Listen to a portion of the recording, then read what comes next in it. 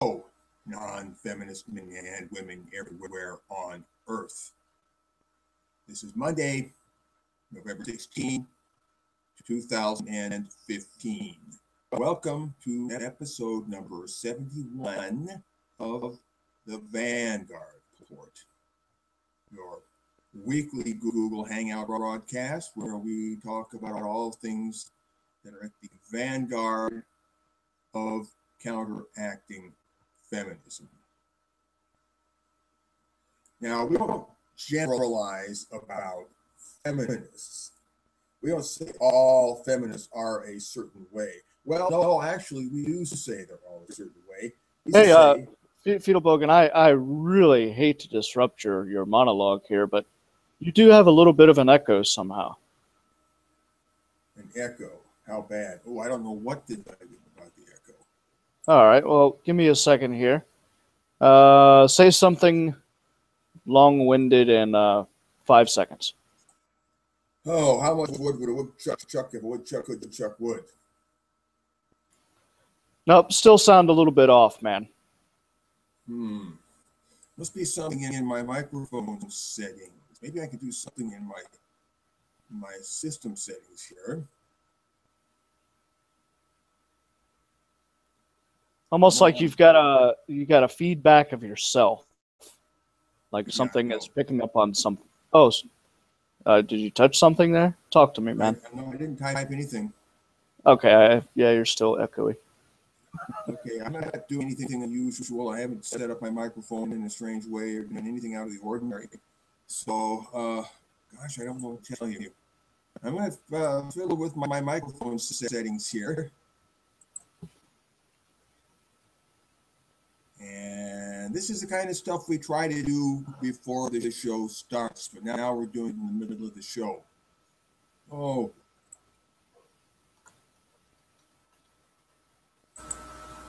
Okay, how is this? Got a lot of background noise there. Okay, now that's gone. How is this? Still got some background noise, but at least you don't have the echo. Okay, background noise is no echo. Now you got the echo back. Now I do. Okay. What about now? Echo? It'll do. It just sounds like you're in a coliseum. Well, and they're throwing people to the lions, huh? Yep, we'll work with it. Go for it. Very well. So, we don't generalize about feminists. You know, I mean, that's good. That's what you're supposed to do. You're not supposed to generalize about people. It's not nice to generalize about people. So we don't generalize about feminists. No, wait a minute. We do generalize about them. I'm sorry. We generalize. We believe that in general, most feminists, not every last one of them, is a part of feminism, is a member of or a contributor to the thing that we call feminism. And that's a generality which I think it is safe to make, a generalization which is safe to make. That all feminists are part and parcel and contributors to the thing we call feminism. So yeah, they're all feminists. And we generalize feminism, the thing, according to its nature. It is the project to increase the power of women with no upper limit. And that thing about no upper limit, that makes feminism like a cancer that never stops growing. And if you're a feminist, then you are a contributor to this cancer. Not all feminists are like Andrea Dworkin. Not all feminists are as bad as even Amanda Marcotte. However, all feminists, or nearly all of them, are covering for or supporting in some way or perpetuating the existence in some way of people like Amanda Marcotte or people like Andrea Dworkin. Now, You want to get off the hook? The way to do that is to stand up and say, I am not a feminist. By simply declaring yourself a feminist and holding yourself forth as an example of the kind of feminist, the nice kind of feminist, or the true kind of feminist, by doing that, you are simply paving the way for all the bad, evil, rotten feminists out there. You're making their life easier. You're empowering them to go right on doing what they're doing because you are distracting attention away from them. And everybody looking at your little innocent self. So you're on hook too. Now, the way to get off that hook is just to stand up and say, I am not a feminist. Either that or be pretty similar to Christina Hoff Sommers, who, for some weird reason, calls herself a feminist, and yet everything she does says the contrary. And feminists, 98% of feminists out there hate her. So if you're, Christina Hoff Sommers is some kind of. Hey, Fetal Bogan, you are really breaking up, man. Oh hell! We had technical problems last week, and we're going to begin this week. Yep. It is not a good thing, dude. I'll tell you what, it might be a wise idea for you to go ahead and restart. If you have to, restart the computer. Okay. I won't be able to regale people very much while you do it, but maybe it'll reset a problem. It might reset a problem. Okay, we'll do that. How's my issues doing right now? Am I still waking up? It's bad. Okay, I'm gonna reboot my computer. So I'm gonna go now. It means I gotta reboot my computer. I gotta start a whole bunch of other things. It's gonna take a good few minutes, but I'll be back, and I'll see you all then. So, ciao. Sorry about this, folks. This is just one of the pitfalls of not having a radio show. Well, so we'll try to get through this as quickly as possible. Please be patient, and we will be back in just a few minutes.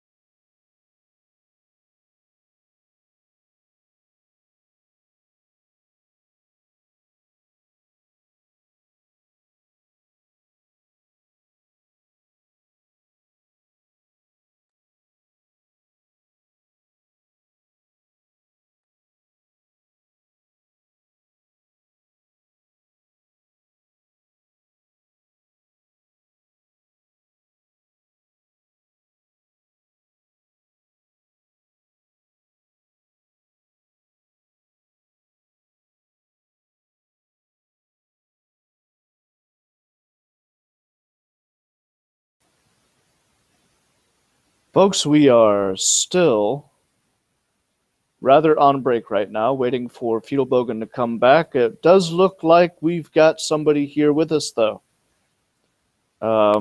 Hey guys! I called Fiedelbogen, told him I'd be here a little bit late. What's going on? Well, Fiedelbogen is restarting his computer. Oh, okay. Well, I'm. Oh, sorry, that's my phone ringing. I'm just gonna turn that off there. My name is Nick Redding. I'm with mensrightsedmonton.com. That's my website. You can check out my YouTube channel, Men's Rights Edmonton, or follow me on Twitter at Men's Rights Ed. I do all the stunts that I do, or in the past have done or whatever, do all my YouTube videos, all to let people know that I am an active MRA here in Edmonton, Alberta, in Canada. And if anybody of like mind wants to come meet other MRAs or anti-feminists or MGTOW or what have you in an offline space, they can contact me through my email address, mensrightsedmonton@gmail.com, or you can go to mensrightsedmonton.com and hit the contact us button. Now, the topic of this week's show, I believe, is something to do with co-opting spaces. Is that correct? Is that correct? Oh, I'm back. Oh, hey, Fiedelbogen. Hey, I was just gave everyone my my usual introduction, and I was just asking what the topic of today's show is. Oh, well, we don't have a topic. That's the interesting thing. Oh, nice.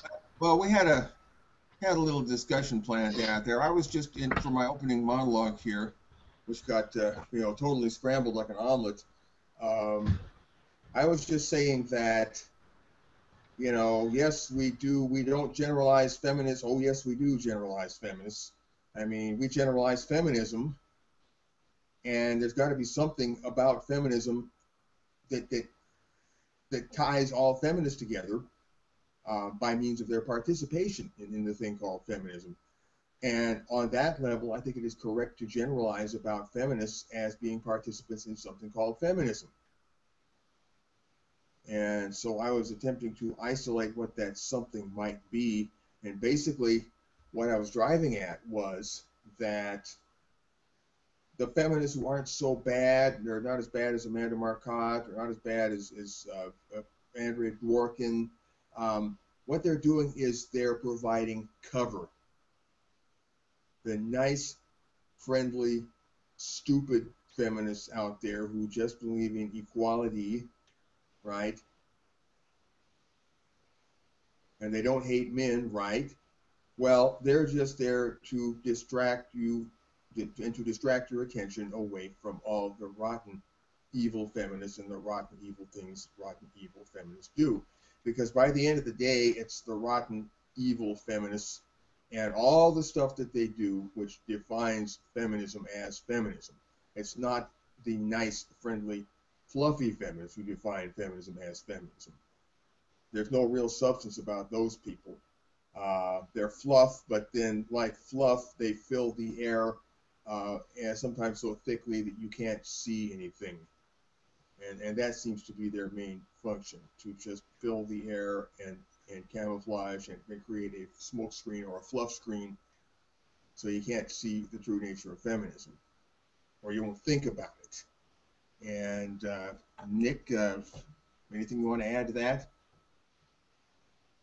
Well, the nice fluffy ones aren't so nice and fluffy when you tell them that you think feminism is a load of shit. Well, that's right. They're not. I mean, you really, you get down to brass tacks with those people, and then suddenly they're not so nice anymore. Anyway, but yeah, it's what defines feminism is not the nice feminists, the moderate feminists, the friendly feminists, the fluffy feminists. What defines feminists are what people like to call the extremists. people with extreme ideas and extreme attitudes. They're the ones, they are feminism. They're the ones that puts the tiger in feminism's tank. I mean, they are the high octane operators in the movement. And they're the ones you got to look at. The other ones are not worth paying attention to. They're political zeros or damn close to it. Anyway, so Nick Redding is a true son of the Alberta Prairie, and he runs the Men's Rights Edmonton Project up in Edmonton, Alberta, Canada. And what's this I hear, Nick? What's this I hear about Cafe is opening a chapter in Calgary? Have you heard about that? Yeah, they were they were looking to expand into both Edmonton and Calgary. We a couple weeks ago, they put on a show. They had Dr. James Brown come by to give a lecture on boys falling behind in school. In what city? In Edmonton. Oh, in Edmonton. That's the second time James Brown has been to Edmonton. Yeah. Yeah, and yeah, so they're looking to expand into westward, and I think they might have also I think they have a thing in Simon Fraser too with Theron Meyer as the head of the chapter there. Didn't Cafe host the recent event at Simon Fraser, or no, that was the local men's issues group on campus that hosted that event, right?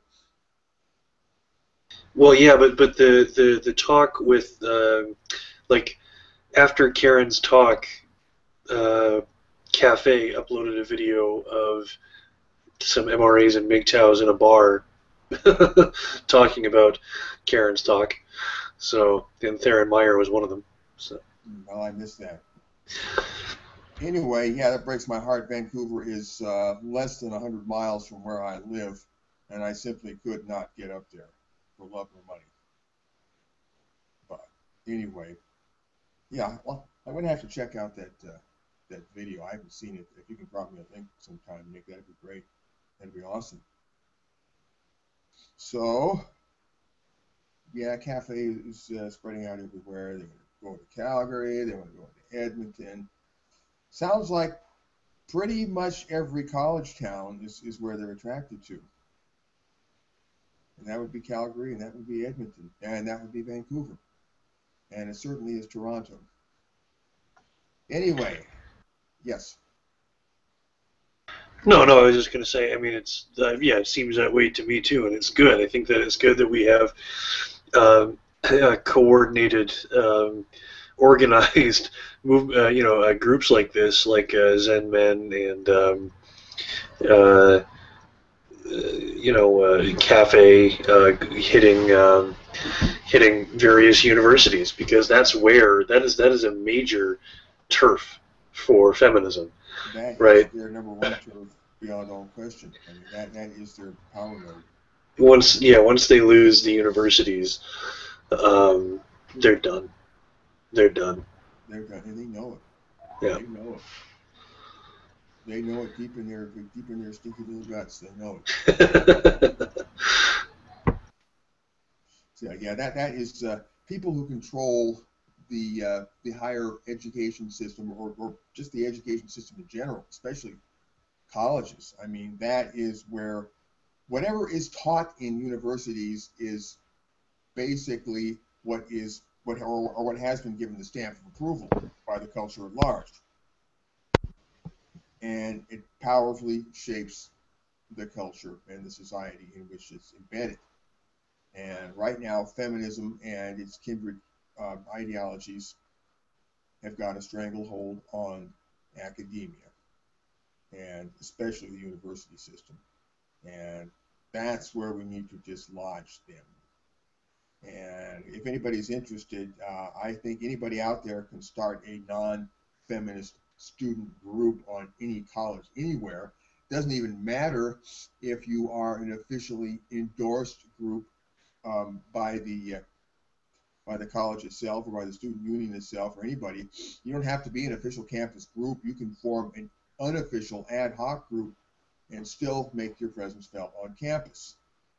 Yeah, with something like Zen Manor Cafe, you're going to have to follow proper channels, and you might not get approved and all that stuff. With something like Men's Rights Edmonton or Men's Rights Sydney, or you don't even have to. Non-feminist UCLA or whatever you want to make it. Yeah. Yeah, yeah. You don't have to start you don't have to start like another men's rights whatever with a little waving man. In fact, better that you don't. Better than you, I mean, no offense, Nick, but better than you diversify. Yeah, yeah. Well, I don't know. I mean, I'm torn on that. Like, I'm really proud of how proliferate the Men's Rights Edmonton model has become, but at the same time, yeah, diversity is also good. But regardless, the point that I was making was that with something like Men's Rights Edmonton, it's very, very, very informal. And it's just a device that you use to attract people to you. And so yeah, if you're a student and you want to do something on campus with other students, and you just meet in one of your houses, or rest. You meet off campus. You meet at your favorite cafe. Yeah. Just putting up a website in conjunction with your activity. Highly suggest doing that. Yeah. In fact, how could you not do that?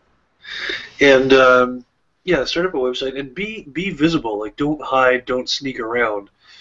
The more people who come out and visibly do this, then the more people will feel comfortable coming out and doing this. And the less those of us who already have come out, the less vulnerable we are. when there's more people out there. Sorry? Well, yeah. Well, I said safety in numbers. Yeah. I was going to say, if you want to make secret plans, I mean, yeah, you can make secret plans and sneak around, when you're doing the secret plans. But as far as the actual existence of your organization, that's not something you can make secret. No, and actually, I would recommend anybody go to what is it, Men's Rights Sydney's YouTube channel, and they have them at the Reclaim the Night event in Australia there, and or Men's Rights Australia, whichever YouTube channel it is, and and they tell Adrian to fuck off, and Adrian is, for people who don't know him, well, a little bit more politely, but yeah. He's a no. They said I think you should fuck off. I didn't catch that part about fuck off. Oh yeah. And he said, well, I don't want to fuck off. I don't feel like fucking off. He said, but he would always say, I'm Adrian Johnson with Men's Rights Sydney or Men's Rights Australia or whichever one it was, over and over again, and just very plainly state who he was. And they like, the thing is, people have this idea that MRAs are, what we'll call MRAs, just for the sake of conversation, yeah, are just evil people. And so when they come up to Adrian, are you men's rights activist? Well, yes, I am. I'm Adrian Johnson from Men's Rights Sydney. Well, I think you should fuck off. That's what they would say. That's fine. But if I was doing something like that, if they said, are you a men's rights activist, I would say, no, I'm not. Yeah, but the wheels spin in their head. Well, no, they have an answer for that. They say, well, you're an MRA, you just don't identify as such. And frankly, sometimes they're right. Like when you look at, I would say, damn straight, I don't identify as such, and my word is law. If I say I'm not X, then damn it, I'm not X. You don't tell me what I am. I tell me what I am. Well, I mean, I don't know, like with That's the speech I would give them. Like with what's his name, Goodfella. Like he gets called an MRA a lot. He's always like, I'm not an MRA. I'm not an MRA. But then when you see like his coverage of that that British MP, that woman who was saying we don't have to discuss men's issues because you can discuss men's issues anytime because there's so many men in this government. The subheading that he had, or the description that he had for the video was, "This is why we need a men's rights movement." He's, I don't know. Well, the idea is to so mainstream certain ideas about feminism that the category of men's rights activists becomes meaningless. Yeah, yeah, That's going ambient. yeah, and anti-feminism, regardless of being an MRA or not, is getting pretty mainstream, gaining some serious traction. But yeah, By the way, I'll have to give you all the link. Cora Newbold in Illinois is selling T-shirts and coffee mugs and all sorts of paraphernalia through her Cafe Press account with the big, bold, non-feminist logo emblazoned upon it. The T-shirts are especially cool. I'm going to have to give the link to that maybe in a later episode. I haven't got it right now. Anyway, Nick, go on. Well, no, that's about it. I was just going to say, I believe you wanted to talk about co-opting things.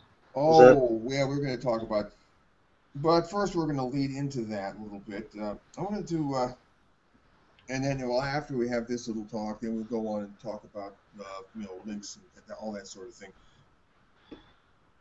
And I guess I'm not breaking up anymore. Apparently not. Apparently my audio is fine now. So rebooting the computer, that did it. Okay.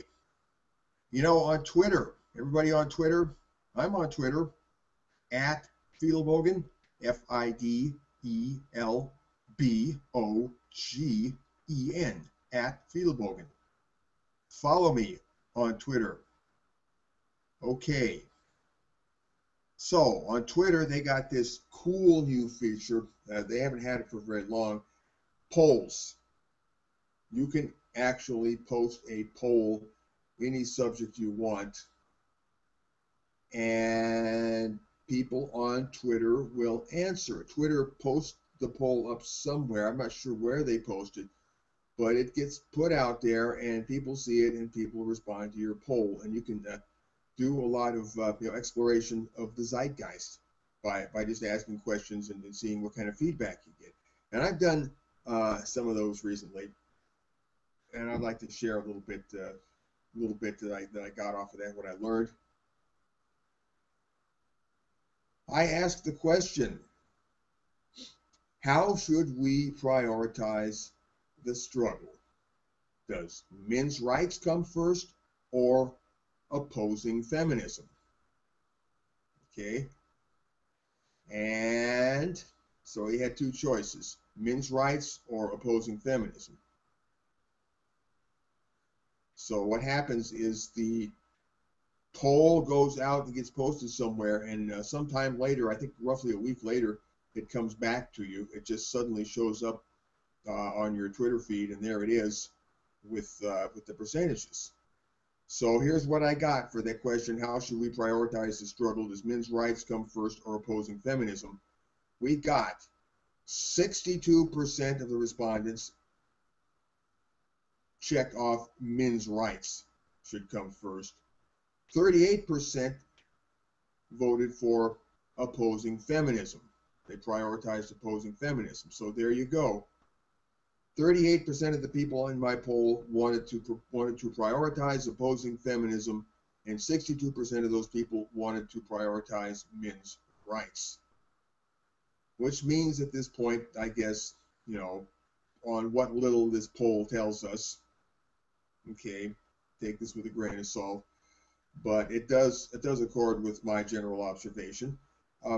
Yeah, people are more inclined toward the men's rights side of thing and not quite so much toward the anti-feminism side of thing. However, the anti-feminism side of things certainly is strong. I mean, 38%, that's a chunk.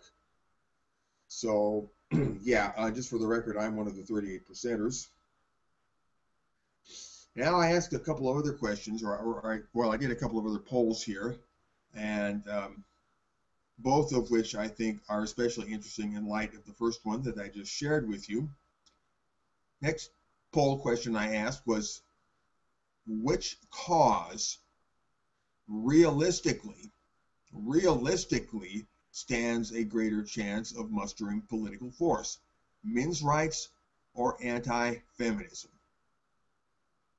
Now, based on the previous question, the feedback on the previous question, what would you think the answer would be on this one? Well, you might be surprised.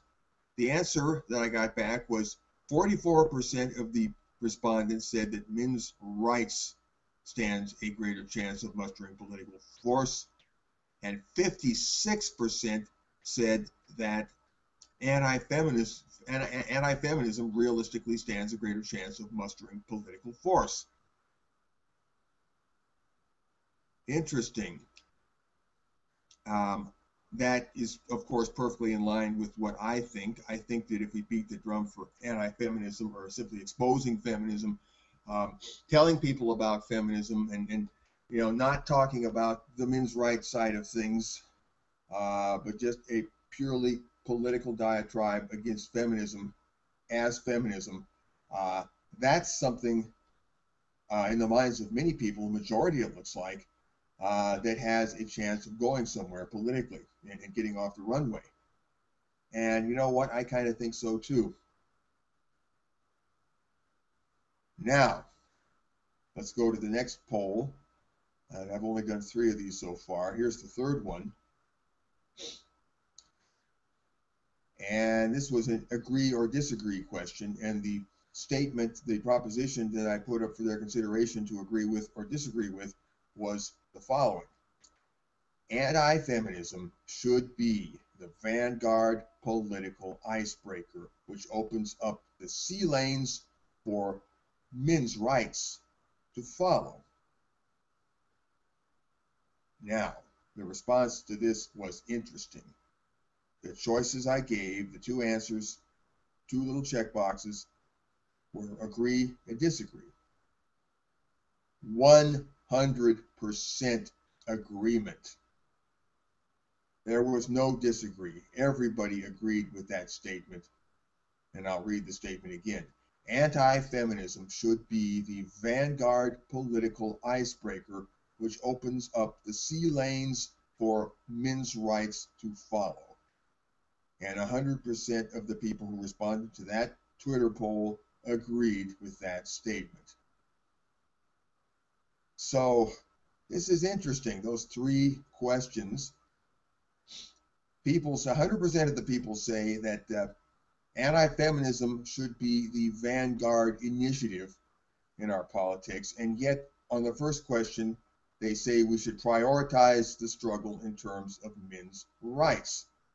Now, I'm not sure if it's just because different people responded to that second question, or because something in the phrasing of the second question triggered a different response in the same people. I just don't know. But it certainly is interesting. And it seems that when you propose or highlight the efficacy of anti-feminism as opposed to men's rights as a political talking point, people instinctively seem to understand that anti-feminism is a stock that's rising. Anti-feminism is a starter that can captivate a lot of people's minds and motivate and inspire a lot of people, more than talking about men's rights. So if I haven't made it clear already in the past, I'll say it again. I lean more toward the anti-feminist side than toward the men's rights side. Not because I'm against men's rights, but because I think in terms of very practical, pragmatic politics, I think we need to get the anti-feminism ball rolling first. You do that, and opportunities will open up in every direction for men's rights. Yeah, when you're dealing with a narrative of men have it better by definition than women, then that justifies all of the. Well, actually, even in that narrative, the fact that men are denied funding, men are denied domestic violence shelters, and all kinds of stuff. That common human sympathy in many cases. Yeah, that's all. Dealing with those is you're not going to gain any ground as long as there's a predominant narrative that women are these poor dears who are just when you're dealing with the narrative that women are second-class citizens, and this narrative is supported by zero facts. It's just asserted. Well, so it's supported by some flawed argumentation. Yeah, like there's no women, like there's few women in government and things like that. Things like that. We can go over that, but I joined the men's rights movement. I took on the moniker of men's rights activist because I felt that was the most effective way for me to combat feminism. So that was again that was also my main interest, was just being anti-feminist. And to those people like Dean Esme, who are worried that we just make feminism a dirty word and then everything stays the same. Well, to that I would. I don't think it would quite work that way. I think making feminism a dirty word is a powerful thing to do. Well, yeah, and the thing is, the MGTOW sectarians, such as Barbar, have argued that you can do away with feminism, but that won't do any good because you still got traditional gynocentrism. That is a point where I got to disagree, but go on, Nick. Yeah, to deal with, and so the same something like feminism will just rise up in its place. And if that happens, and if that happens, we're going to be too stupid to see it. Yeah, if that happens, then if it is feminism just with a different name, then you can call it feminism, and you can call it a dirty name, and you won't be lying. The kind of expertise that we've got, we who have studied this for years, I mean, they try to bring feminism back to life under a different name. We'll call it out for what it is. Well, I think what they're going to do is I think they're going to go dark for a generation or two, just because certain things go down the cultural memory hole. Yeah, just so everybody forgets. And the thing is, like I said this, and I think in her interview with Sargon of Akkad, Erin Pitsey said this as well, that in the future people will not believe us when we tell them how bad things were, because it's unbelievable. It's so fucking surreal. It's hard to believe. I know, it's hard for me to believe sometimes. Yeah. Like even after dealing with them, and they tell you such an obvious lie, and they're so brazen about it. You're just like, like, is this really happening? It's the kind of thing that you've got to see close up and almost be personally involved in to really appreciate what's going on. Yeah. But from any kind of a distance, all you hear is a bunch of people yelling, and you people, shut up, Yeah. Yeah.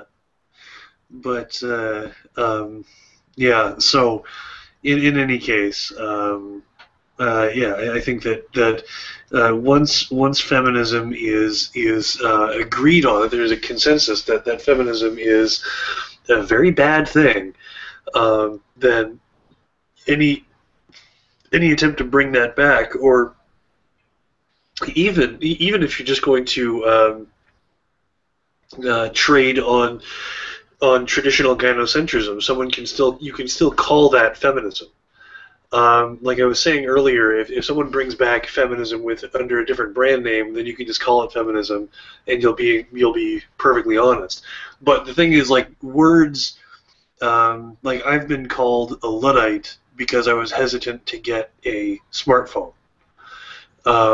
Now the Luddites actually, they feared technology, and they went around, blowing up textile factories and stuff like that too, because they figured that machines were taking jobs away from people, and they were quite right. Yes. But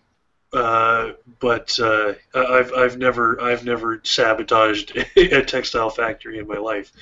But people could still get away with calling me a Luddite, because that's what happens with words.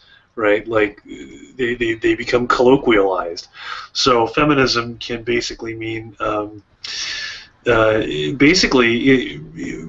and I've said this before, like if we're going to export these ideas to the masses, you have to remember that the masses aren't very bright. They think in terms of sound bites, and that's how feminism has done so well, is being very cynical about that fact. So I think a way to have a long-lasting way to get feminism in the doghouse is to have the public realize that feminism, to inculcate in the public the notion that feminism is the same thing as racism, to give feminism the same ring as racism, as something bigoted and anti-man, which it is. Morally equivalent, yeah. Yeah. Well, I had a thought just a couple of minutes ago when we were talking about feminism going dark and coming back under a different name, and what some of the MGTOW sectarians are afraid of, that we should be attacking gynocentrism and not feminism. I'm going to disagree on that point. You know, we take away feminism. We take feminism down for the count, okay? We put feminism in the doghouse. If we correct some of the most egregious abuses that feminism has committed in terms of laws, for example, well, what we're going to end up with then is just good old traditional gynocentrism. I mean, what's so bad, I ask, about rolling back the clock, or rolling back the calendar, turning back the clock to gynocentric traditional life as it was before feminism reared its ugly head? I mean, feminism clearly made things worse. That's why there's people like us kicking up a ruckus right now, because feminism took gynocentrism and ran away with it like a runaway train and made it so much worse. So I don't think it's a waste of time at all to attack feminism and undo what feminism has done and expose feminism. The worst that can happen there is that we just go back to something like traditional gynocentrism, the way it was with women first, and male life being devalued in favor of female life, all that sort of thing. Well, I mean, we can game our way around that, and clever fellows in the past have always done so. Feminism just ups the ante. Feminism makes it worse and makes it harder for everybody. So there's a lot to be said for just attacking feminism narrowly and then reaping the benefit when feminism comes crashing down at a later date. And all you MGTOW people out there, if you're listening, what are you worried about? Gynocentrism is not going to go away before you have your big chance to take a shot at it. You can still be taking a shot at gynocentrism, doing your MGTOW thing, while people like me are out preaching against feminism. Okay? And once we've taken down feminism, it's not going to make your position any worse. It's going to make everybody's position better to take feminism down. And then once that's done, well, you can keep the ball rolling, keep the momentum going, and then go after the traditional gynocentrism, at that future time, if that's how you're inclined. Anyway, oh no, I think I need to sneeze. Maybe not. Okay. So, we're going to talk about, I was thinking we'd have a nice little discussion about how feminism co-ops things. And Nick, just yesterday, I think it was, you were telling me about a certain project that you have in mind. And then I asked you if you wanted to talk about it on the show, and you said, no, not yet. So we won't talk about that here. But it had something to do with the concept of feminism co-opting things. And this is, what was that? So I have roommates who make a lot of noise. Oh, and you're turning the microphone off. Okay, you're muting the microphone. Okay.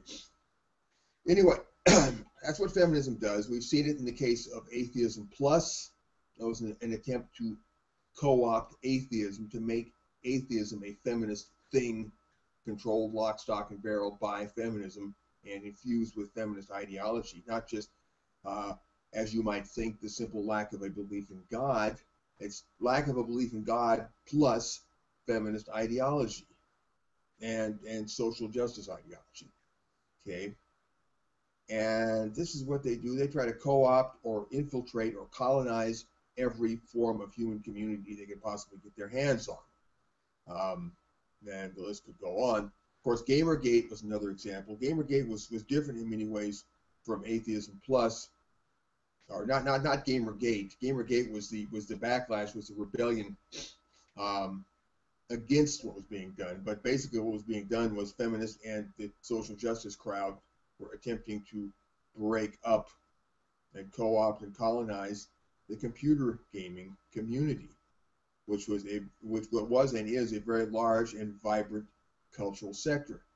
And they looked at that and said, no, we can't have that. It's not under our control, not under our thumb. We got to get in there and control those people. And they attempted to do it, and boy, did they get their ass burned by those Gamergaters.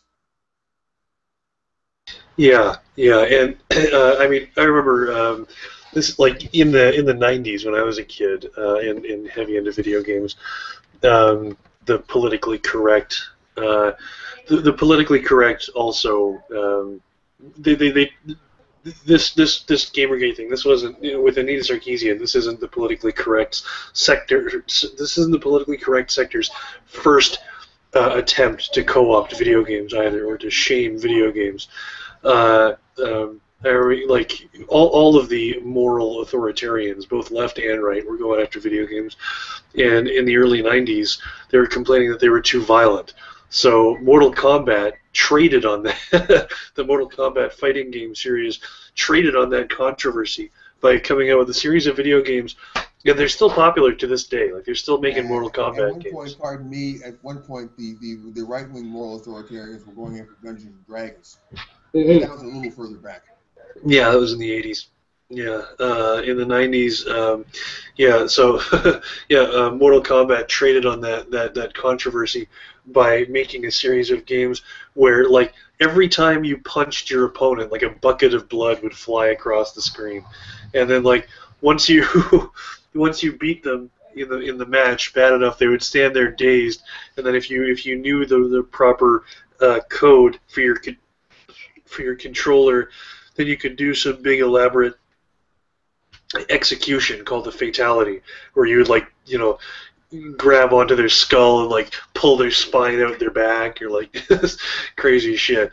And it was it was just, it never happens in real life. Yeah, and it was obviously just a big fuck you to all the people who were trying to find something morally transgressive about video games, that they were too violent. So they just sort of in the way that rape jokes are a big fuck you for a feminist rape hysteria. Yeah, like, you know, we wouldn't tell the rape jokes that we do or anything like that if we didn't have people constantly hovering on us for that. Dreaming about rape culture. Rape jokes are fun, and it's a way to rub their face in it. Yep. Yes, it is. And okay, all you feminists, if you're listening, you don't like rape jokes, I'll tell you how to end rape jokes. Rape jokes would just wither and die overnight if you people would quit screaming about rape culture. Shut up about rape culture, and you're going to see 90% of that so-called rape culture just evaporate and dry up and blow away. Rape jokes being a prime example. Okay, but in any case, the thing about co-option, there is a big men's rights cause that most people can get on board with, or a lot of people show sympathy with, and that's intactivism. That's the belief that, not the belief. Intactivism is activism towards giving infant males the right to bodily autonomy. That is to say, protecting them from being circumcised. and Dr. Randomrcam brought up in one of his recent videos, actually, he said that when people envision hell, they imagine being strapped down and having a very sensitive piece of their body cut off, and that's what happens to a lot of baby boys in their first 8 days on Earth. And so I mean, even like recently, a guy from Vice wrote, Mac Lamoureux, he wrote a big hit piece on MGTOW. That guy actually came to my house in Edmonton and interviewed me for a couple hours a couple years ago. And did he take you for a MGTOW? No. This is before the mainstream media started showing interest in MGTOW. But he stated, I mean, he basically told me that the one issue that he could get on board with was the intactivism thing, right? And so a lot of feminists, they like to say that intactivism is a feminist issue by declaring themselves intactivists, or expressing some sort of lip service. Oh yeah, we care about that too. Oh yeah, we think it's really awful. And I'm not saying they don't think that it's really awful. But some as individuals may be very genuine about that, yes. Right, but the thing is,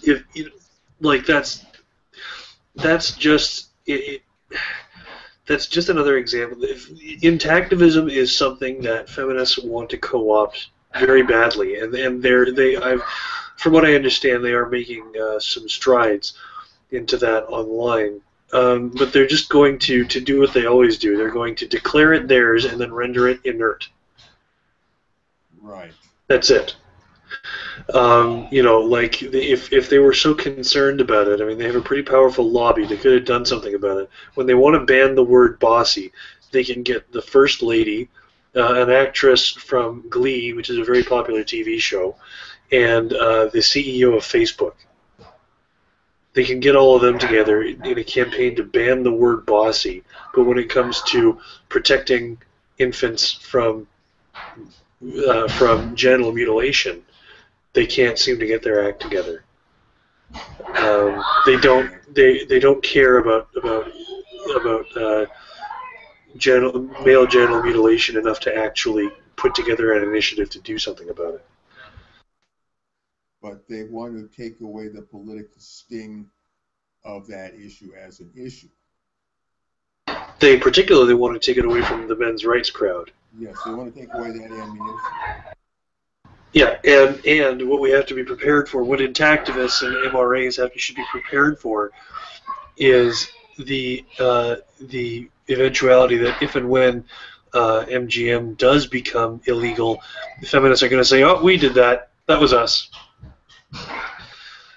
So we have to be prepared to tell them. We have to be prepared to prove to everyone that they are full of shit. Mm-hmm. No, it is mighty suspicious that why feminists would care about that or take an interest in that, if not for some entirely self-serving reason.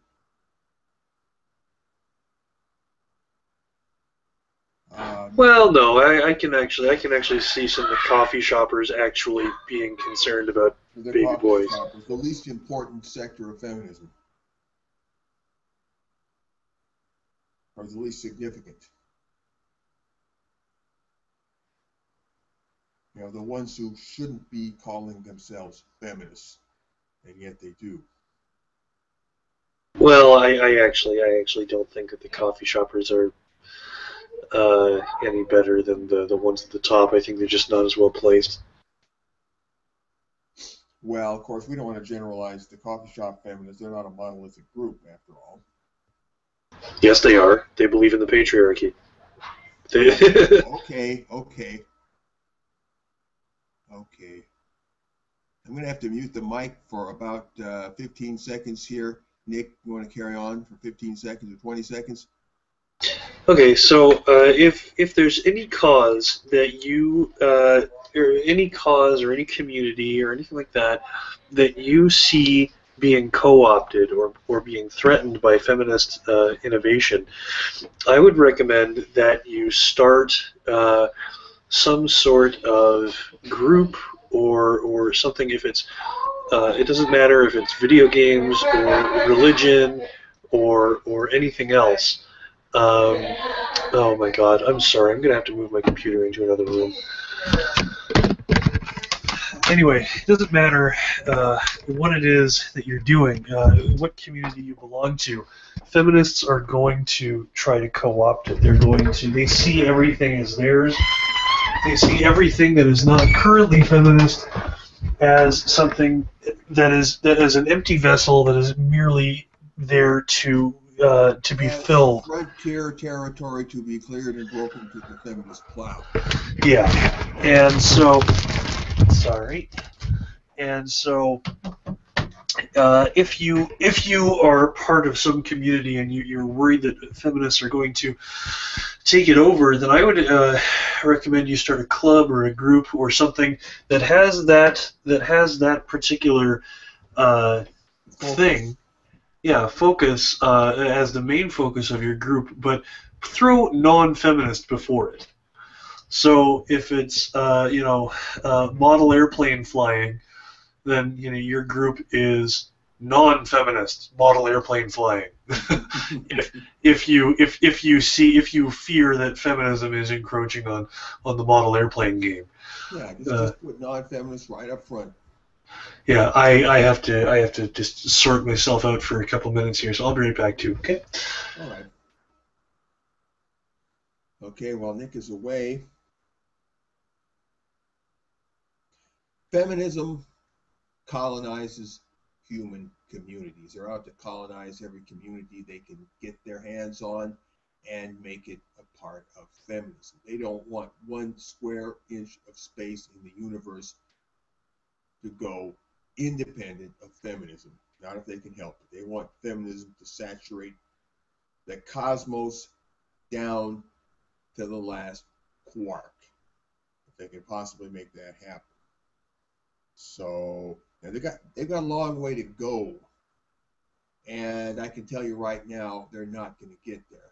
There's no way that feminism can bend the entire universe to its will, because the universe is what it is, and feminism can't change it. The reality is what it is. Feminism can't change it. There are just certain things that feminism cannot change, and attempting to change things that cannot and will not be changed because they're part of nature, this can only end in disaster or in something getting broken, in other words. And it's not the universe, not nature that's getting broken. It's the person who tries to bend nature against nature. They're the ones that get broken, one way or another. You can bend the rules just so far. When you break them, well, nobody breaks the rules break you. At least when we're talking about the laws of nature. So, on that note, I'd like to bring up a little bit about, you've heard this before, you don't really care about men, you're just anti-feminist. Okay, what's going on with that? That is an attempt to co-opt the resistance to feminism. That's an attempt to co-opt the opposition to feminism. They're trying to separate anti-feminism from men's rights. And the way they're doing it is driving a wedge between anti-feminism and men's rights so that feminists can take over men's rights. And a minute ago, Nick was talking about intactivism. That's something I think that comes under the broad umbrella of men's rights. Yeah. Yes. Sorry about that. Yeah. Well, not just intactivism. That is an example, but they are trying to take over the whole men's rights thing. Opposed to the anti-feminism thing, which to my thinking is an absolutely essential component of the men's rights thing. Yeah. Yeah. Well, I mean, you'll remember, Fetal Bogan, a couple of years ago, you and I were interviewed by a young lady from Senza Nostra. Right. And she told us that there were pro-feminist MRAs. Pro-feminist MRAs. Yeah, I she heard asked. the claim that there are pro-MRA feminists. She Well, she well, must like, be operating under a very fluid definition of the term MRA, I guess. Not that anybody exactly knows what the word MRA means. well, no. For a while there, from what I understand, there were people on the Reddit, the men's rights Reddit, who were telling everybody that the men's rights movement didn't have to be anti-feminist. There was actually an article called "The Men's Rights Movement Doesn't Have to Be Anti-Feminist," written in 2013 by a guy who mentioned me by name in the article when he saw me at the rally for Men and Boys in Crisis there in Toronto. The early men's rights movement, not like the early men's rights movement like Ernest Belford Beck's, like the early men's rights movement is like in the 1970s, was very feminist friendly. It had been co-opted by feminists.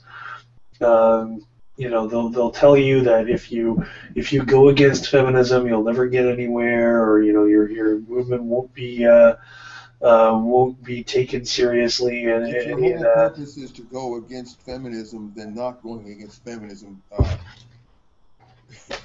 Yeah.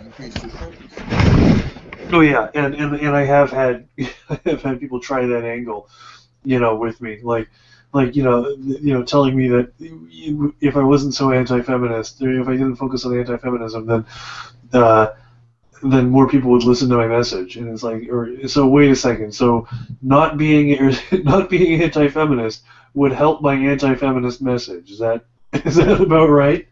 That's about it. Yeah, and they really will. Listening to there's plenty of people who listen to the anti-feminist message out there. Mm-hmm. That's why we got to be clear about this. This is why I think we need to separate the counter-feminist insurgency, if you will, into a men's rights stream and an anti-feminist stream, to operate not in opposition to each other, but in tandem with each other, from different directions. Yeah, or in tandem or completely autonomous from one another. Like a little while ago, Paul Elam did put up a thing on AVFM saying that they weren't going to be focusing on anti-feminism as much anymore, because it was something that has been picked up by Sargon of Akkad and Milo Yiannopoulos and people like that, and they do a very good job of it. And that AVFM they don't do such a good job of it. There's things they're missing, but go on. There's, in your opinion, you think that? Yes. Well, I am intrigued. Do tell. What is a speech I'm not prepared to make. I don't have my notes in front of me right now. Okay. I mean, there's things they don't talk about that I'd like to see them talking about. Okay, but in any case, the men's rights movement is sort of transitioning away from being so predominantly anti-feminist into more of the pro-male thing. At least A Voice for Men is, and I don't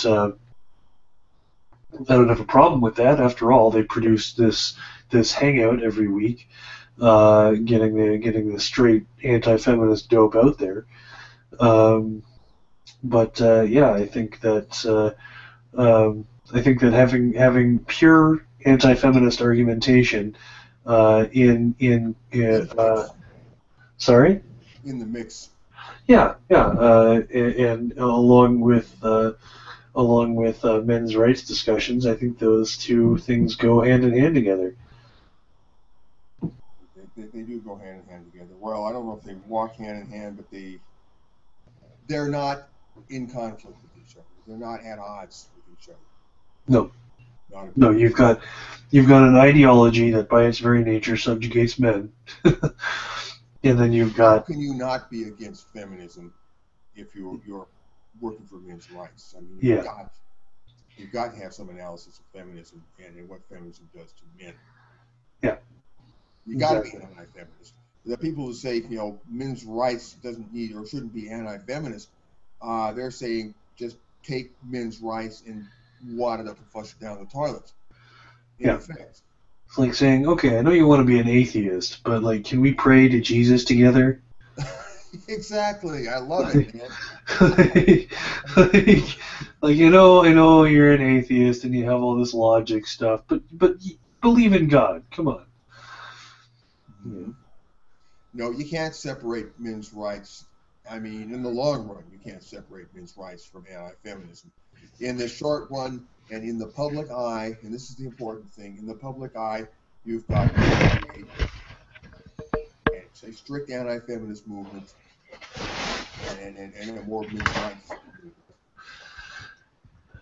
And we have to train the general public, feminist and non-feminist, to see these two entities as two entities and incorporate that into the language. Now, yeah, the feminists, of course, they would love ultimately, and circumcision is the prime example of the moment, but they would love to take over the whole realm of men's rights, and that's why they're always saying, you don't care about men's rights, you're just anti-feminist. Well, they are defending feminism. They are defending the feminist power structure against a very tangible threat, which is arising in the culture. And they want to banish anything like anti-feminism into outer darkness, and that way they can move in and take over and co-opt the men's rights side of things and take it and turn it into a feminist thing and render it inert and ineffective. So feminism is preserved, feminist power structure is preserved, the feminist worldview is preserved. And that's why, we got to keep the anti-feminism thing alive. We got to keep anti-feminist, strict, narrow anti-feminist rhetoric right up there on the front burner. And we got to have specialists who specialize in just that. And as I was saying, I think earlier in the episode, there are people out there who are ready to get fired up on the theme of anti-feminism, who are not so enthusiastic about men's rights. I mean, there's a whole demographic out there to be recruited, and some kind of strict anti-feminism, stands a chance of gaining political traction. And as was suggested in one of those Twitter poll questions that I put out there, which one realistically stands a chance of gaining or exerting political force? Men's rights or anti-feminism? And gosh, I can't remember. Let me take a look here. What did I say? People want to prioritize men's rights 62% and anti-feminism 38%. Which cause realistically stands a greater chance of mustering political force? There you go. Men's rights or anti-feminism. 56% of the people who responded said that anti-feminism realistically stands a greater chance of mustering political force. And the really creative question, which I worded so interestingly here, anti-feminism should be the vanguard political icebreaker, which opens up the sea lanes for men's rights to follow. 100% agreed with that statement. I mean, there is a place for anti-feminism. There is a place for a specialized anti-feminist task force. And a lot of people, I think, out there would agree with that. Anti-feminist discourse needs to be kept alive and kept front and center.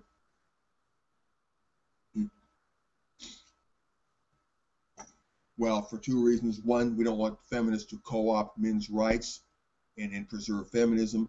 And number two, we, as political pragmatists, political realists, we realize that there is traction to be gained in the realm of anti-feminism. There's people who are ready to jump on board the anti-feminist bandwagon.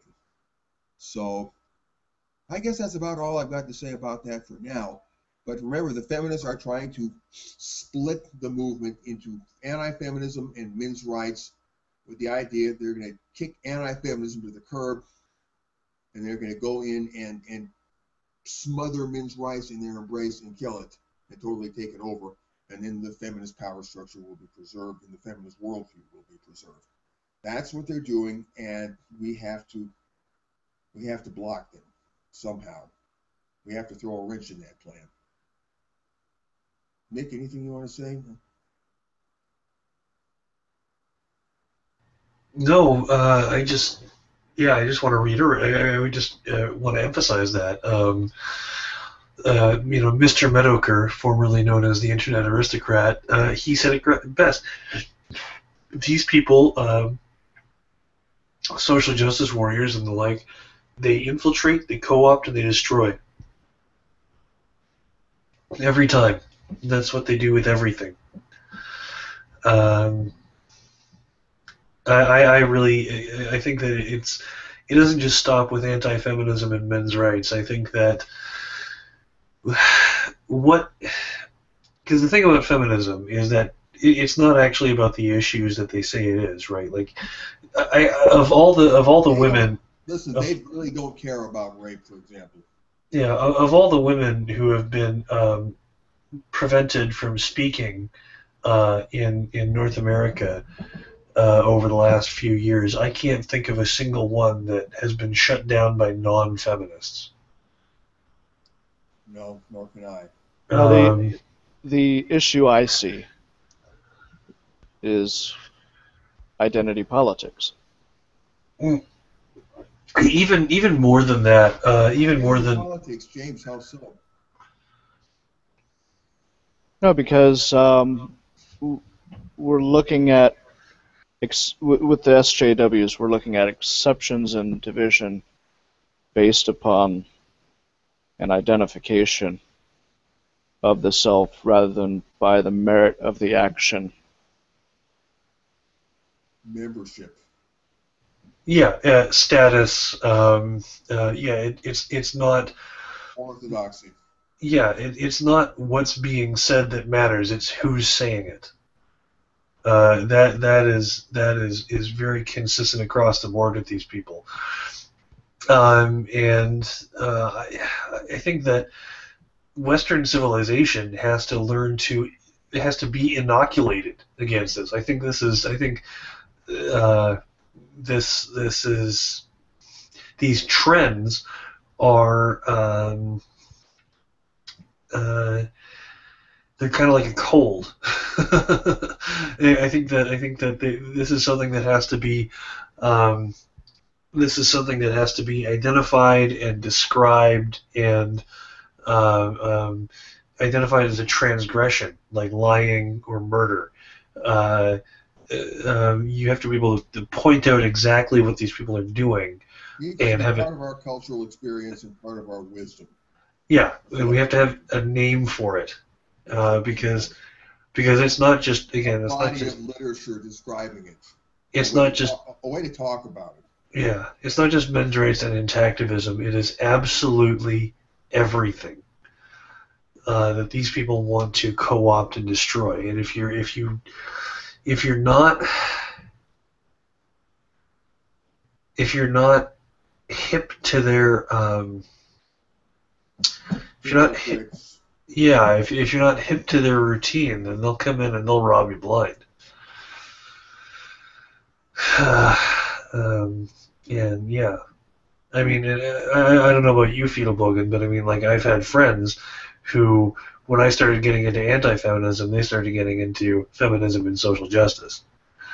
I have had friends in the past who turned weird on me when I started questioning feminism. Yes. Mm-hmm. And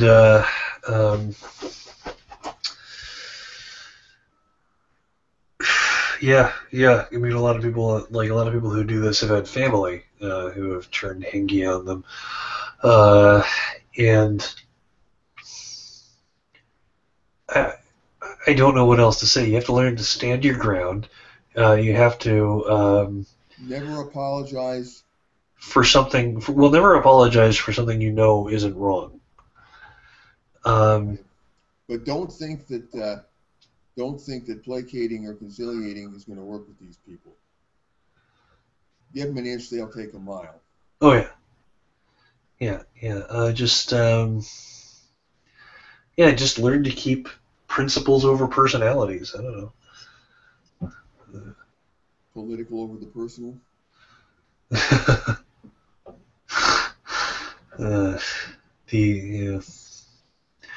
It's I Well, the whole point of identity politics is making the personal political. Yeah, it is. Well, okay, wait a second. Like that expression, making the personal political. As far as I understood, everyone who is involved in politics does so because they were, whatever part of the political spectrum, because they're personally affected by these issues. How are you not? How by getting involved in anything are you not making the personal political? Like it is things have directly personally affected me, which is why I'm now doing this. Well, by the end of the day, yes, we all act out of our interest. But I think where this gets tricky is when you start substituting personalities and personal issues for logical discourse. Right. When you start turning towards subjective inference. Yeah. Psychology. Rather than looking at objective reality. That's the difference. You start making you're talking to somebody and you start making them as a person the subject of the conversation instead of the matter which they put on the table to be talked about. And this is the trick that feminists use all the time. They try to make the conversation about you. Yeah. Oh, yeah, every single time. Yeah, that's my take on the expression that the person was political. Yeah. Well, if that's what it means, then yeah. I mean, yeah, that's the thing. They make the conversation a political moment, and then they personalize it by making the conversation about you, about your psychology, about your personal issues, so on and so forth. Yeah.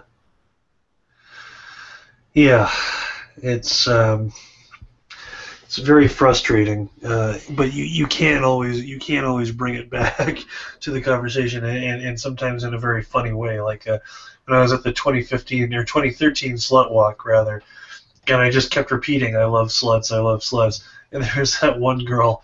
She goes, "How have your relationships been? How do you treat anybody like people?" I was like, "What does this have to do with sluts?" And she tried to make it about me, and I just brought it back to the conversation. It's pretty funny. Yeah, well, everybody, don't let when you get in that conversation with a feminist, don't let them make the conversation about you or about your personal psychology. Just don't let them do that. Or if they do, you can reverse and amplify. Again, like at the 2014 slut walk, when I was having a conversation with that girl with the short blonde hair, and then she starts yelling at me about something. The whole thing is designed to make me feel and look like a bad person, and I just start going, I love rape, I eat babies, I love Hitler. Just giving her that, because I can tell that this conversation is just going towards, the point is I'm a bad person, right? That's the direction these conversations always go with feminists. That the real point here is that you are terrible, and I just concede that. I'm like, yeah, I'm worse than you ever imagined, and that's done. That talking point is covered, and we're still here having a conversation. That's kind of like me when when I say I don't care about men's rights. Yeah, I mean, well, with me, I really am a genuinely cynical bastard, and I don't much care for my fellow man. But neither do I. But it really, really, really bugs me. It really disturbs me when I see the correct order of the universe being violated and disrupted. Yeah, well, I don't know what the correct order of the universe is. Well, what I conceive to be the correct order of the universe, and I feel an impulse to put the correct order of the universe back in order again, and that's what primarily drives me, rather than empathy or anything like that. Yeah. With me, it's and Karen has said this before too. It's a big part of what drives her is the whole no, someone is wrong on the internet. kind of thing. It's like I'm really just opposed to all this bullshit that I see being spewed. It's really this really isn't something to do. Creating an unhealthy world for everybody. Yeah. And if I have any, if I myself have any virtue at all, it's that I wish to correct this unhealthy condition. Not now out of any abstract love of humanity, but just because I don't like to see an unhealthy condition in the world. And I'm maximizing my own interest, my own advantage, by setting the universe back in order. And it has the additional benefit that it helps everybody else. So it works out for everybody. It's a tide that floats all boats. Yeah, that's the other thing, is that even though I don't do what I do out of altruism, I can still see that, like, yeah, if like the men's rights arguments are valid, right? Right. The people who, you can wrap your head around that. yeah, the people who are concerned with men's rights, like, at least what they're saying is internally consistent, and they're telling the truth, and so I can go in and say, like, I have familiarized myself with the men's rights arguments, and I can use them because they are correct. But I don't make any bones about the fact that I use them to further my end of smashing feminism, because I don't like those people. I think you and I are on the same page there, Nick. I most certainly don't like it. And I think supporting men's rights and doing good for men and helping men is a great way, one of the best ways to put the screws to feminism. Yeah. Yeah. Just as putting the screws to feminism directly is one of the best ways to help men. You can't separate those two things. And, of course, that's what the feminists want to do. They want to separate those two things. And by making that separation, they want to destroy whatever threatens their power. Yeah. Yeah. And they dread, above everything else, above all other things, having a conversation about feminism. Now, yeah, actually, that I want to bring something up there. Recently, Alison Tiemann has been pointing out that you can't ask feminists if feminism hurts women. Right? For the last, what six. does Alison mean by that? Well, no, like we for a long time, the notion that feminism harms men has been on the table, right? But and for a long time, Allison rather has been trying to point out to people that feminism is harmful to men. But she's found that people just don't care. So now she's trying a different tactic. She's saying, the honey badgers, they do believe that feminism is harmful toward women, but it poisons the well for everybody. Yeah. Yeah. Well, in their opinion, it removes agency from women, and I would agree with that. It does that. Definitely, absolutely does that. I've arrived at that conclusion myself from a different direction, but I agree with that. And but yeah, Alison Tiemann recommends asking feminists if feminism harms women and just seeing what happens. Their heads will explode. Yeah, pretty much. Well, we're about hour and a half into the episode here. Let's see if we can get to one or two of these little links here. Which one are we going to do? I got 5 links here. Are we going to get to all 5? No, we are not. But misandry, an issue worth discussing. Somebody was saying that misandry is an issue worth discussing. Here's a thing by Christina Hoff Sommers, Feminist Myths That Will Not Die. Oh, here's the one from Breitbart. Nick, have you heard about Linus Torvalds, the computer guy? No. Feminists are trying to frame him for sexual assault. No, Jesus, yeah. Yeah, I've heard of that guy, yeah. Yeah, well, apparently it's a pattern with them. They will target somebody any person they don't like, and it's as simple as getting a woman alone with you for 1 minute, and then that woman runs away screaming and says you assaulted her.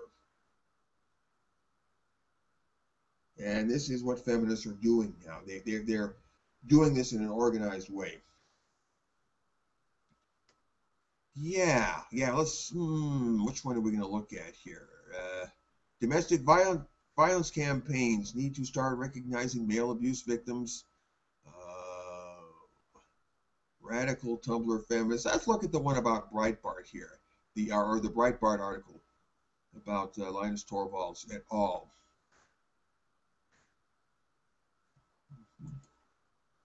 Feminists are trying to frame Linus Torvalds for sexual assault, claims open source industry veteran. Here's the picture. This is in Breitbart.com. This is an article by Alum Bokhari, a familiar name. Feminists in tech have been staging attempted honey traps to frame prominent male software developers for sexual assault, according to explosive claims on the blog of Eric S. Raymond, a pioneer of the open source movement. In allegations that will rock the world of software development, prominent targets include Linus Torvalds, creator of the Linux kernel. So this is speculative, but you know what? It's worthy speculation. This is something I don't doubt that there are feminists out there doing stuff like this. I don't put it past them. I think they are morally capable of doing exactly this sort of thing. Raymond quoted excerpts from an online chat with a trusted source who told him that the ADA initiative, a recently discontinued feminist advocacy group in tech, was trying to collect scalps by concocting charges of attempted sexual assault against male software developers. The source told Raymond that the MO of the feminists was to get alone with the target and then immediately report sexual assault.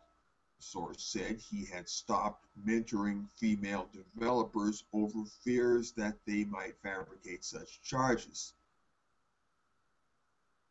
In another explosive claim, the source also alleged that Linus Torvalds, the renowned creator of the Linux kernel, perhaps the most famous example of open source software, is a top target of the ADA initiative. Linus is never alone at any conference, claimed the source. This is not because he lets fame go to his head and likes having a posse around. They have made multiple runs at him. Raymond, who is a renowned figure in the open source community, strongly vouched for the trustworthiness of his source, telling readers that he had been well informed and completely trustworthy in the past. He added that another regular on his blog had also been present for the conversation. The short version is, if you are any kind of open source leader or senior figure who is male, do not be alone with any female ever at a technical conference, wrote Raymond on his blog. Try to avoid even being alone ever, because there is a chance that a women in tech advocacy group is going to try to collect your scalp. Raymond's blog post, which can be read in full here, link provided, goes on to recommend an attitude of collective guilt and skepticism toward the claims of feminists in tech.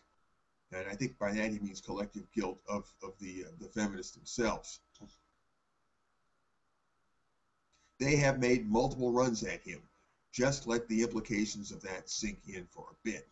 If my source is to be believed, and I have found him both well-informed and completely trustworthy in the past, this was not a series of misunderstandings. It was a deliberately planned and persistent campaign to frame Linus and to feed him to an outrage mob. Linus hasn't spoken out about this. I can think of several plausible and good reasons for that. And the ADA initiative shut down earlier this year.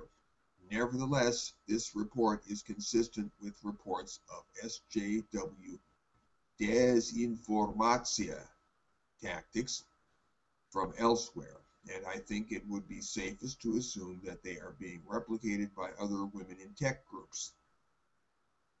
Don't like that, ladies? Tough. You were just fine with collective guilt when the shoe was on the other foot. Enjoy your turn. I'm going to take my sources' implied advice and view sexual assault claims fitting this MO with extreme skepticism in the future. If true, these claims will rock the world of software development, not to mention the wider tech community, which is suffering under the yoke of diversity campaigners leveling bogus charges of sexism at companies and individuals and pestering companies to improve their diversity credentials. Discontent at the behavior of feminists in tech has already been spreading in the open source community thanks to the feminist-led introduction of controversial codes of conduct for developers on some open source projects. But these new claims elevate feminists in tech from the controversial to the potentially criminal. The claims of Raymond's source could also provide an explanation for why so many tech diversity activists, such as the innovation expert Vivek Wadhwa and the Puerto Rican software developer Roberto Rosario, have been mercilessly set upon by tech feminists. If feminists are trying to frame software developers for sexual assault, it would be important for them to occupy the chief positions in the diversity movement to ensure the incidents were followed by sufficient outrage across the movement. Prominent diversity activists who are not subscribed to such nefarious methods, who are not subscribed to such nefarious methods could therefore present a problem. Despite widespread discussion in the industry of the explosive claims on Raymond's blog and the stature of Raymond within software development, other tech news outlets, normally champing at the bit to report on diversity issues, have so far been curiously silent on this story. Breitbart Tech is thus far the exception. Well, doesn't surprise me at all. Now, we don't have hard evidence for this yet, but it's something to look out for.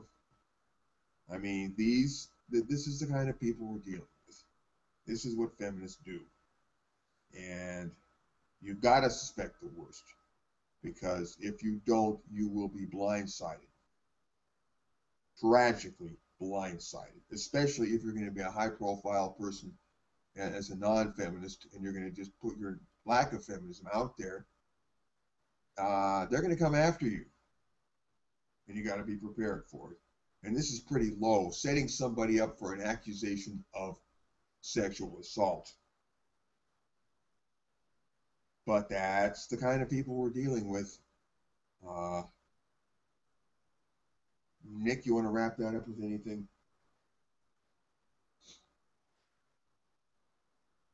Well, has anybody else seen that protest a few years ago?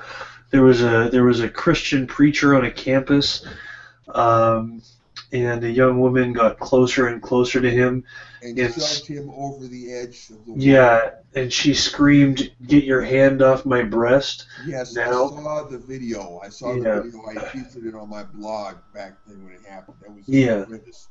And his hand was not on her breast at all. There was a camera. He was not doing anything. Yeah. Other than being a Christian fundamentalist preacher on a college campus and putting himself in the lion's den. And that's what she didn't like, because that's as much as we mock religions here on the Vanguard Report, I don't want to privilege any one of them over another. and feminism. Actually, if anybody here watches Diana Davison or John the Other's recent videos, they've been pointing out that feminism is literally, we're not being hyperbolic when we say that it's a religious movement. It absolutely is a mystic movement. Yeah, sure it is. Yeah, and and so the reason that feminists have such a problem with Christians is because they are a rival religion. They hate the competition. Yeah. So this guy's beliefs, as wacky as they may be, I stand behind his right to preach them. Regardless, he ended up smacking his head off the pavement. Something pretty. He could have. I mean, she could have killed him. She could have killed him. Yeah. He smacked his head. There was a drop off, a kind of an edge, maybe 4 feet. Yeah, and when you're dealing with concrete, went on his back, and that could have killed him. Yeah, when you're dealing with concrete, that's pretty serious. So yeah. Took him away So in the ambulance. Yeah. I mean, he was walking, but they brought the ambulance for him. So you've got evidence right there. You've got an example right there of, and it could just be a one-off instance. It's not a one-off instance. I mean, yeah, it was one-off for that particular case, but it goes off and then it goes off again somewhere else. Yeah, well, you can look at Sage Gerard. I mean, his activism on campus. People were making him out to be a danger to women. They were saying all kinds of hysterical shit about him. Somebody had been in a position to do so. I don't doubt that one of the people there, Kennesaw, would have shoved him off a 4-foot wall, just like they did to that preacher. You look at the way Gregory Allen Elliott is being treated. I don't know if you heard about the incident with We Deal Coffee. I don't think I have. There's a coffee shop in Toronto that's featuring Gregory Allen Elliott's artwork, and because they're featuring that artwork, they've come under fire as being an MRA cafe and all this other shit. Did the word MRA actually get used? Yeah. Yeah. Okay. Yeah, I noticed they use the word MRA with yeah. Well, they plenty of latitude. Well, what they're doing is they're using the same mental trick, like white nationalists. Like I've actually spoken to some white nationalists and some race realists, and they're really not like the frothing neo-Nazis that you've heard about. No, they're not. I mean, I've talked with such people myself, and they're very, very calm, very civilized. Yeah, like I disagree. I don't agree with identifying with other people along racial lines. That's not what interests me when I want to strike up a conversation or a friendship with someone else. Do you look like me? But again, they're not as hateful as they're portrayed. But the thing is, when you've got all these people, when it gets repeated that neo-Nazis are just really bad, or that racists are just really bad, or white nationalists are just really bad, then you've got enough people who aren't familiar with the subject. Because there's a great mass of people who are not familiar with the subject, but they've heard it repeated over and over again, so they just go, yeah, these people are terrible. And so then you don't just have that core of people pushing an agenda. Now you've got enough people in the populace who are just kind of parroting what they have to say and going along with it. So they're doing that with MRA now. And they're not even, in their case, they're not even talking about an actual group of people whom you could define. Because the meaning of the word just gets bigger and bigger and bigger. Yeah, but it's a slur. It's a slur. Oh, it's a slur, yes. It's a smear. And what about now that what was a cafe in Toronto? What you say, Nick? They put up Gregory Allen Elliott's artwork, you said? Yeah, they put up Gregory Allen Elliott's artwork. And they were attacked for putting up Gregory as if they had put up old Hitler watercolors. Yeah, basically, and actually, I think that if a cafe put up old Hitler watercolors, they would probably do a lot of business. Actually, I would go to see him. Oh yeah. Going off topic, Hitler was I guess you could say he was a mediocre artist. He didn't totally suck. He did some stuff that was actually rather nice, and he did some other stuff that was kind of weak. Well, there's actually a movie. I haven't seen it. It's a dramatic movie, but it's the idea, from what I understand, the concept of the movie is that he was an artist and he worked closely with a Jewish artist who betrayed him, and so from then on he was a diehard Jew hater. I've heard so many stories about Hitler, so many alternative histories of Hitler and the Nazis. But regardless, just throwing the slur MRA around, and just repeating it in a negative context. I've had my own, members of my own family. I've had idiotic conversations with them about me being an MRA, and it's just because they've heard this. This is a trendy thing, and that's the thing about a trend, is that it is a trend because lots of people just go along with it without really thinking. And it's unfortunate. It's unfortunate. Anyway, and we got about 15 minutes, maybe 13 minutes left in the program here. Nick, you have any particular pet subject you want to bring up in the next 13 minutes?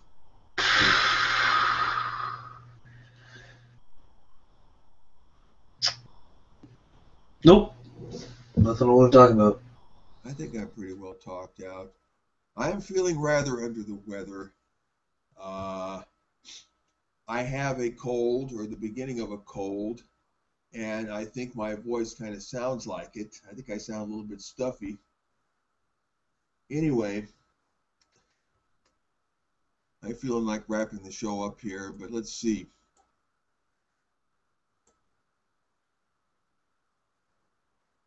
Feminist myths that will not die. Okay. Linus Torvalds, we did that. Misandry, an issue worth discussing. Yeah, this is cue number 1. That's a quick one. Misandry, an issue worth discussing. This was a letter to the editor written in the Toronto Star, published in the Toronto Star. The Year of Listen to Women, opinion, November 5th. One day in the spring of this year, I was engaged in conversation with 2 women. The subject turned to the suicide of a man only peripherally known to the 2 of them. It took place almost exactly 1 month after the sudden and unexpected death from natural causes of the man's wife. The 2 women were discussing this situation and, on the basis of little, if any, personal information, concluded that the man could not face the continuation of his life without his wife because, quote, men are weak and have to be taken care of, unquote. I found myself in the position of arguing that perhaps the relationship between the 2 of them had been so close and so loving that the man could not face the future without the love of his life. There was no way that these women would consider this possible interpretation. I did not use this word at the time, but feel certain that they would have been totally baffled and bewildered if I had labeled their interpretation as misandric. But what they were doing was to negatively label the behavior of all men, and this is misandry. In her article, Anna Leventhal writes, it means we live in a society where misogyny is deep and pervasive and sometimes very hard to see. So much a part of the scenery is it. But these very words could be said about misandry, the teaching of contempt for men in popular culture. University of Ottawa English professor Janice Fiamengo has been speaking recently about the special challenges faced by men in our society, and her presentations have been overwhelmed by obscenity-shouting feminists who will do anything to prevent this mild-spoken academic from expressing her views. A recent meeting to establish an Ottawa chapter of the organization Canadian Association for Equality. Okay, so now they're going to start a chapter in Ottawa. okay, and then Edmonton and Calgary. Okay, they're spreading out. Anyway, a recent meeting to establish an Ottawa chapter of the organization Canadian Association for Equality, CAFE, was packed by feminists and their supporters with noise-making equipment, causing the meeting to be canceled. These are fascist techniques to limit the exposure of the hatred of some feminists for males. This very newspaper, The Star, carries a comic strip that is unrelentingly and continuously misandric the adult male in the family, continuously shown to be stupid, vulgar, simple, and egotistical. It seems that what we need is a calm and cogent discussion of the two sides of this issue. It will probably result in the conclusion that, in different ways, men and women are both systematically discriminated against in our society. Robert Granger, Ottawa. Nick, what do you think about that? I think that, you know, I've been so pessimistic for a long time, and that's what furnished me with skills to be an MRA. So, you know, I'm hesitant now to say that this article is a step in the right direction. I've read it too, but you know what? It sounds like we've broken some kind of media barrier. I think we are slowly puncturing that barrier. Yeah. I mean, like, the thing is that we've stood our ground, we've stuck to our guns for so long, and feminists and social justice warriors have flipped out. I mean, it's basically the map of reality there, the feminist non-feminist cooperation spiral coming to fruition, coming to exactly the way I predicted it. Is that we've stood our ground, and our opposition has blustered and lied and just been absolutely insane. Well, they've been caught with their pants down. Yeah, times, and the general public is starting to see through them. The general public is starting to see through them, and more than just Sargon and Milo are seeing that there is an audience for feminist critical analysis. For counter-feminist thinking, yes. Yeah. Right, that's another thing. Is that you have to understand that newspapers and magazines and media, these are all businesses. They really can't be faulted for towing a feminist line, because they really thought that's what everybody wanted to hear. Because the feminist line is their bottom line. Yeah, and now so they're seeing maybe they're seeing their bottom line begin to shift somewhere else.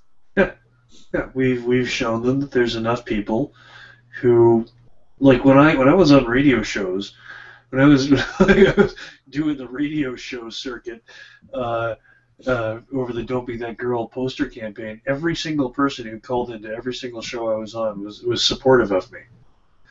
Right, so there's enough support for these ideas out there. They're just not, and institutions are waking up to this.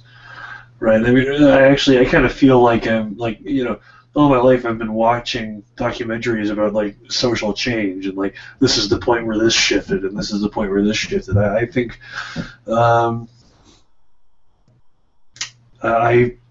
I think we're at the point where things are actually shifting. They're shifting slowly, though. I mean, the way, like, the way the media coverage for the ICMI 16 seems to be shaping up is pretty hopeful. I mean, Milo Yiannopoulos. The one that's going to be in London. Yeah, Milo Yiannopoulos is going to be a speaker there. Right. What has been the media coverage, the general flavor of the media coverage, by the way? I believe that both the Guardian and the Telegraph have spoken positively about it. Well, the fact that they have jumped the Atlantic Ocean and had their meeting taking place in a European capital That's a sign of a certain, cosmopolitan state, if you will. Just a couple of years ago or a year ago or so, it was at the VFW hall outside of Detroit, and now it's in London. That's pretty cool. Yeah. I agree. Too bad I can't make it to London. I mean, it was hard enough to make it to Detroit. No way I could have made it to Detroit. No way I could have made it to, was it Tennessee or North Carolina? No way I can make it to London. Not happening. Anyway, you know what? Let's wrap it up. We got about 9 minutes to go. I'm tired. And I got the sniffles and the sneezes, and I shouldn't be doing this show right now. But anyway, this is the Vanguard Report, episode number 71. I am Fiedelbogen, and this is we've been here for the last 2 hours now, me and Nick Redding, true son of the Alberta Prairie. And we're going to leave you with the same thought. Oh, before we go any further, email address here is vanguardreport@usa.com. That's Vanguard Report, one word, @usa.com. That's how you get a hold of us. So, always remember, feminism is what we say it is. Nick, any last words from you? No. Be excellent to each other and party on, dudes. I knew you were going to say that, Nick. Be excellent to each other and party on. Feminism is what we say it is. Okay, folks, see you again next week for episode number 72 of the Vanguard Report. Ciao.